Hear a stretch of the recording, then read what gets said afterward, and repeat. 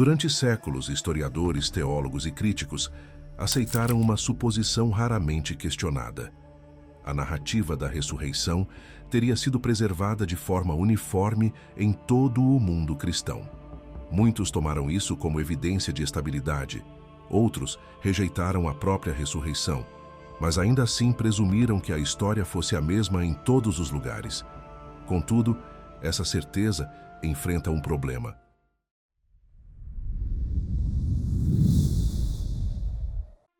Em uma região distante de Roma, dos concílios e dos processos posteriores de padronização, sobreviveu uma antiga Bíblia que não corresponde plenamente à versão considerada definitiva.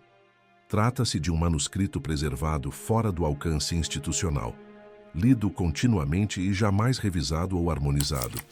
Alguns estudiosos começaram a perceber essa diferença não porque o manuscrito chamasse atenção, mas porque não se alinhava aos demais.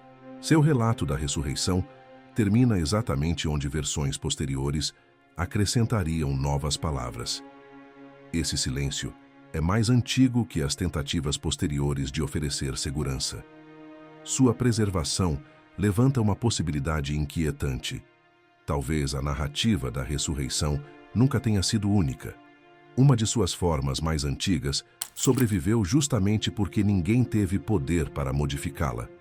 Para compreender isso, é necessário retornar ao cristianismo antes do controle institucional. O cristianismo primitivo não surgiu como um sistema centralizado, com cânone definido e uma única autoridade.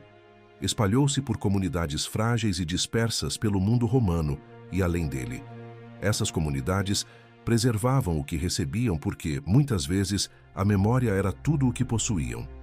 As histórias circularam oralmente antes de serem registradas, e os textos foram copiados antes que se definisse quais eram mais importantes. A fé se espalhou mais rapidamente que a autoridade. Esta surgiu depois, não para criar a crença, mas para administrá-la. Hoje, frequentemente, encontramos o cristianismo a partir de suas instituições, esquecendo sua instabilidade inicial. Nas primeiras décadas, ele não era unificado, mas adaptável. Diferentes comunidades enfatizavam aspectos distintos, ensinamentos, milagres ou sofrimento. O que as unia era a convicção, e convicção nem sempre produz clareza. A ressurreição era o ponto central dessa tensão. Ela definia se Jesus seria lembrado como mestre, profeta, pretendente messiânico fracassado ou algo muito mais perturbador para as estruturas de poder. Uma narrativa ambígua ou inquietante dificilmente sustentaria uma instituição em expansão. O medo não unifica, o silêncio não estabiliza, e perguntas sem resposta tendem a dividir comunidades. À medida que o cristianismo se expandiu, especialmente quando se aproximou do poder imperial, aumentou a pressão para tornar a história da ressurreição mais clara. Sobreviveu amplamente aquilo que podia ser ensinado com segurança, defendido publicamente e explicado a novos convertidos em regiões que já não compartilhavam cultura ou língua. O que não atendia a essa necessidade simplesmente deixou de circular. Materiais incômodos raramente desaparecem por censura dramática. Desaparecem pelo abandono. Comunidades preservam o que é lido em voz alta. Textos que geram ansiedade acabam esquecidos. É nesse contexto que a Etiópia se torna fundamental. O país não adotou o cristianismo tardiamente. Já no século IV, sob o rei Azana, a fé havia sido assumida em nível nacional, antes mesmo de se tornar dominante em grande parte da Europa. Essa conversão não resultou de decreto romano, mas desenvolveu-se de forma independente. Mais importante ainda, o cristianismo etíope evoluiu fora do controle administrativo e teológico de Roma e Constantinopla. Nenhum concílio determinou seu cânone. Nenhuma política imperial impôs alinhamento doutrinário. A geografia desempenhou papel decisivo. Montanhas e distâncias garantiram isolamento. Enquanto o cristianismo em outras regiões era simplificado para garantir estabilidade institucional, a Etiópia preservava aquilo que havia recebido. No centro dessa preservação estão os evangelhos de Garima, guardados por séculos no mosteiro de Aba Garima. Entre os livros completos dos evangelhos mais antigos existentes, foram datados por radiocarbono entre os séculos IV e VI. Escritos em Giz, antiga língua litúrgica etíope ainda usada no culto, esses textos nunca ficaram esquecidos. Foram lidos, copiados e integrados à prática religiosa ao longo das gerações. Durante muito tempo, estudiosos ocidentais tiveram dificuldade em classificá-los. Um manuscrito tão antigo e completo não se encaixava nas suposições tradicionais sobre a origem da autoridade cristã.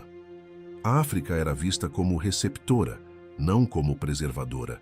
Assim, esses manuscritos permaneceram praticamente ignorados, não suprimidos, apenas desconsiderados.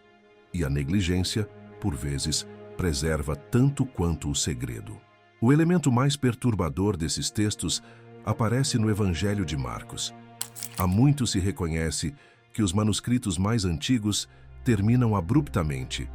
As mulheres encontram o túmulo vazio, recebem a mensagem da ressurreição e fogem com medo, sem contar nada a ninguém. Não há aparições de Jesus, instruções ou consolo. A história termina em silêncio. Séculos depois, versículos adicionais passaram a circular, descrevendo aparições de Jesus aos discípulos e restaurando a continuidade narrativa. Esses acréscimos tornaram-se padrão nas igrejas, embora diferenças de estilo indiquem provável inclusão posterior. Os evangelhos de Garima preservam Marcos sem esse final acrescentado. O texto termina onde o medo permanece sem solução. A ressurreição é anunciada, mas suas consequências emocionais ficam abertas. A vitória sobre a morte é proclamada, mas a certeza não surge imediatamente.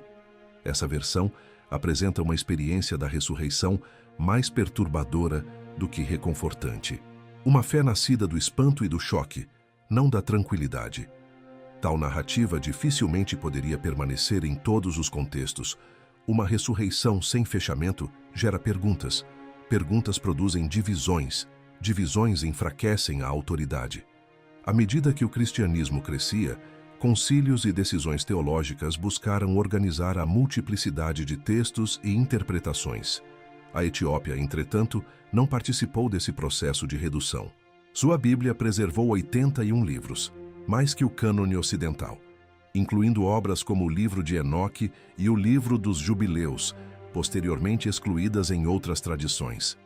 Esses textos permaneceram porque nenhuma autoridade exigiu sua remoção.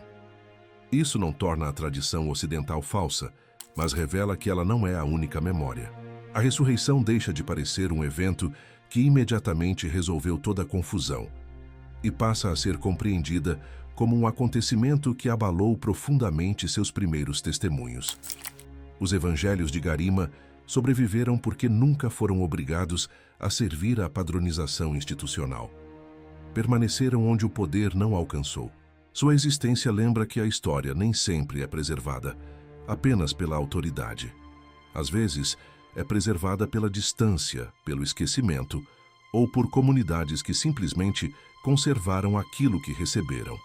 Assim, a narrativa da ressurreição que herdamos não é falsa, mas também não é a única. E reconhecer isso revela que a fé cristã nasceu não da certeza imediata, mas do encontro com algo tão extraordinário que inicialmente produziu silêncio, espanto e temor. Obrigado por assistir. Enquanto estiver aqui, não se esqueça de curtir e se inscrever no canal. Clique em um dos vídeos recomendados na tela para mais informações incríveis. Nos vemos lá!